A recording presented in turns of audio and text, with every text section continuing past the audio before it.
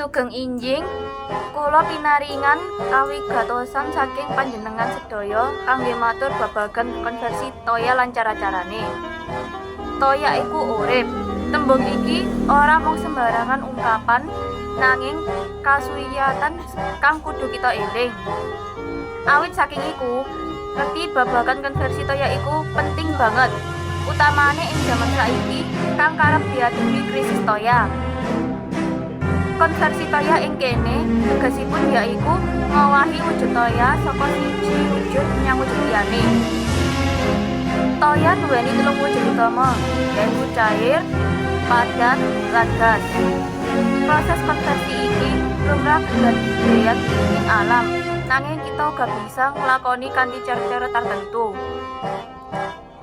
Cara-cara konversi toya. 1. Penguapan. Iki proses awahing toya dadi gas. Proses iki kedadean nalika toya dipanasi. 2. Kondensasi.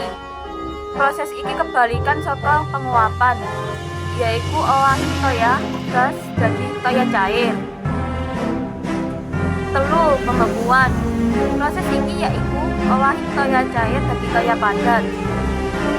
Proses iki kedadean nalika toya didinginkan ing suhu 0 derajat Celcius utawa kurang. 4. Melelehan. Proses iki kebalikan saka pembekuan, yaiku owahing toya padat dadi toya cair. Proses iki kedadean nalika es dipanasi. 5. Sublimasi. Proses iki langka dilakoni, nanging penting kanggo dingerteni. Sublimasi yaiku proses owahing toya padat langsung dadi toya gas tanpa ngliwati fase cair. Pentingipun ngerti konversi toya. Ngerti babagan konversi toya iku penting banget ing sawetara aspek, kayata 1. Ngirit toya. Kanthi ngerti proses penguapan, kita bisa ngurangi pemborosan toya. 2. Pengolahan toya. Proses konversi toya digunakake ing proses pengolahan toya kanggo ngasilake toya kang resik lan layak kanggo dikonsumsi. 3. Meteorologi. Proses konversi toya duweni peran penting ing siklus hidrologi lan perakiraan cuaca. Mugi-mugi babagan konversi toya iki migunani kangge panjenengan sedaya. Matur nuwun.